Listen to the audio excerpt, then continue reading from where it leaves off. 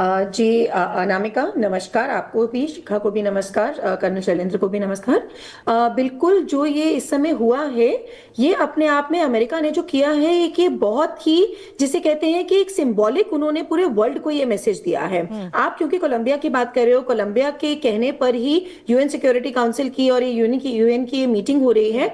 बहुत ही शर्मनाक बात मैं कहूंगी कि 2 दिन हो गए ये कार्रवाई होते हुए। भैया ये कोई स्टॉक मार्केट थोड़ी थी या कोई ये पेट्रोलियम मार्केट थोड़ी थी कि जिसका वीकेंड ऑफ होगा जी और मंडे को खुलेगी। इतनी मेजर घटना, जिसे कहते हैं कि war of act, Kamala Harris भी वहां पे कह रही हैं, ममदानी भी वहां पे कह रहे हैं, उनके अपने जो भी मुद्दे होंगे, लेकिन एक्चुअली ये वॉर ऑफ एक्ट, ये एक्ट ऑफ वॉर, ये एक्ट ऑफ टेररिज्म, ये अभी तक का अमेरिका का या पूरे विश्व में किसी का भी सबसे बड़ा गुंडागर्दी का एक्ट है।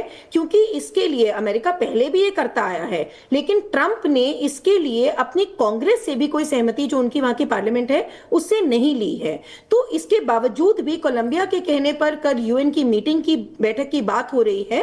तो ये अपने आप में ही बहुत शर्मनाक बात है कि UN has been reduced to a defunct organization. वो अपना काम उसको खुद करना चाहिए ना। आप जाके थोड़ी पुलिस को बोलोगे कि भैया देखिए वहां ये हो रहा है, अपनी एक मीटिंग कीजिए, अब आप इसके ऊपर कार्रवाई कीजिए। तो कोलंबिया को अपने सेल्फ डिफेंस में तो बिल्कुल वहां पे अपने टैंक्स खड़े करने बहुत जरूरी थे। क्योंकि यहाँ पे देखिए, आप टोपोग्राफी समझिए, जो पूरी ये साउथ अमेरिका की जो टोपोग्राफी है, अमेरिका से जुड़ते हुए जब साउथ अमेरिका की टोपोग्राफी आती है, ऊपर है ग्रीनलैंड। अब नॉर्थ अमेरिका में जब हम करते हैं, ऊपर है ग्रीनलैंड जहां गैस की बात हुई है, जो अमेरिका को चाहिए। फिर आता है कनाडा, जहां पे भी ऑयल रिजर्व्स, गैस रिजर्व्स की बात हुई है, वो अमेरिका को चाहिए, उसको 51st स्टेट बनाना चाह रहा है। फिर नीचे जब हम इधर आ जाते हैं, जिसको हम इस्तमस कहते हैं, जो नॉर्थ साउथ अमेरिका को ज्वाइन करता है, वहां पे सारे देश या तो प्रो ट्रंप रहे हैं, प्रो अमेरिका रहे हैं, या वो जो एंटी थे भी, उनमें वो उलटफेर करके ऐसा कुछ करके, जैसे पनामा में पहले उठा लिया गया था,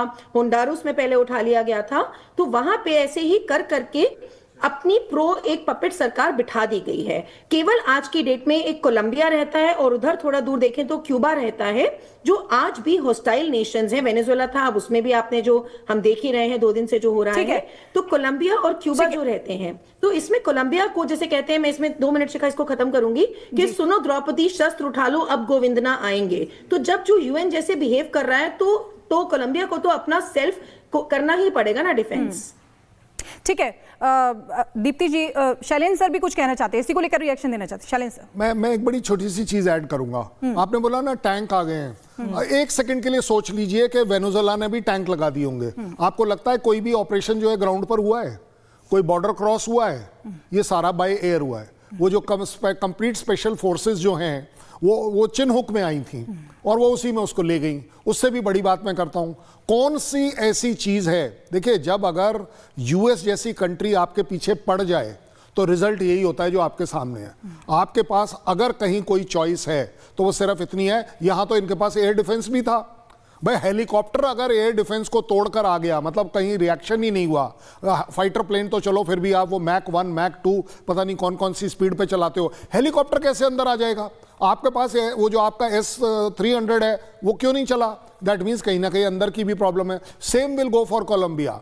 अगर कोलंबिया में किसी भी तरह का कोई ऑपरेशन यूएस अगर करेगा, take my word on it, ये जो 2 टैंक खड़े हैं ये खड़े रह जाएंगे सर। लेकिन एक सवाल ये भी उठता है कि जो कॉन्फ्लिक्ट है वो रीजनल वॉर का रूप भी ले सकते हैं। आपके पास वापस लौटेंगे इसी बीच इस बीच बड़ी खबर का पहले रुख कर लेते हैं। स्पेन में मादुरो के समर्थन में प्रदर्शन हो रहा है। अब देखिए प्रदर्शन भी शुरू हो गए हैं।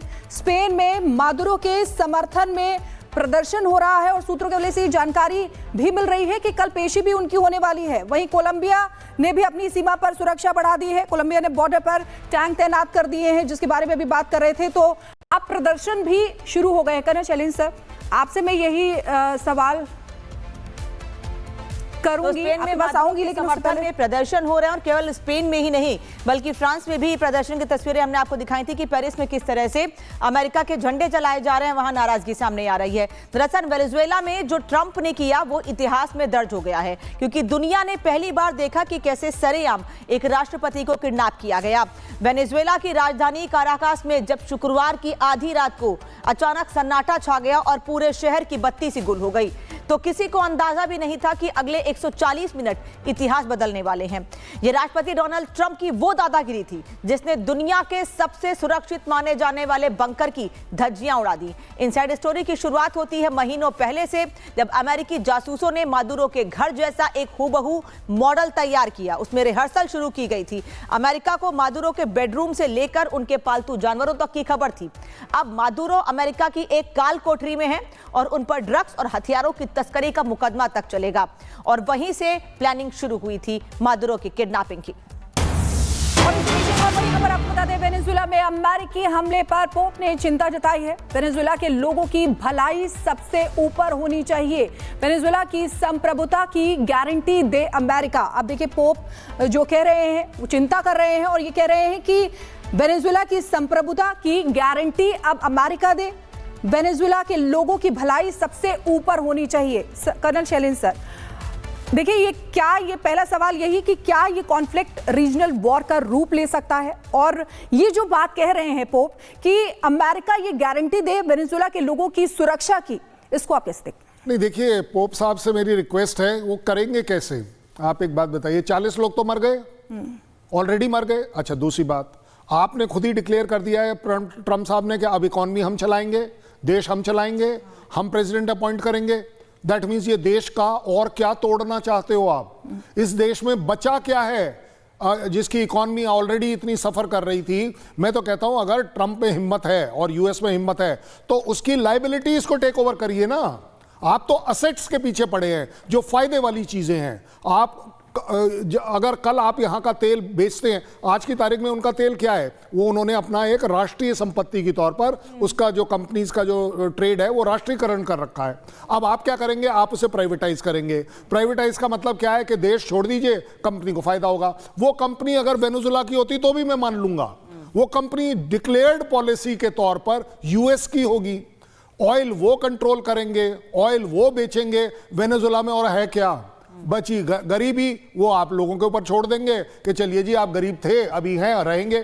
सैंक्शन थोड़ी ना हट गए, और अगर सैंक्शन हट भी गए तो सैंक्शन का जो सबसे बड़ा प्रभाव है वो ऑयल पे पड़ना था, क्योंकि वेनेजुएला ऑयल नहीं बेच पा रहा था। अब आप आ गए, आप बेचेंगे और उसका जो पैसा है वो आप कमाएंगे, आप इनको थोड़ी ना देकर जाएंगे। तो पोप साहब का जो अपील है उसका आंसर मैं आपको स्ट्रेट अवे दे रहा हूं, ऐसा कुछ नहीं होने वाला। पब्लिक ही सफर करेगी, वेनेजुएला ही सफर करेगा। सर, एक और बड़ी खबर आ रही है, उस पर भी एक्शन लेंगे आगे। वेनेजुएला में सत्ता का हस्तांतरण जरूरी है, ब्रिटेन का यह कहना है। वेनेजुएला के लोगों को सौंपी जाए सत्ता, ब्रिटेन भी हस्तक्षेप कर रहा है। सत्ता का शांतिपूर्ण हस्तांतरण जरूरी है, ब्रिटेन का यह कहना है। यानी अब पावर शिफ्ट करने की बात भी कही जा रही है। दूसरे देश को यह कहता है कि अमेरिका वेनेजुएला के लोगों के हितों की रक्षा करे, उनके हितों को लेकर कदम उठाए। वहीं ब्रिटेन का यह कहना है कि वहां पावर शिफ्ट भी होना चाहिए।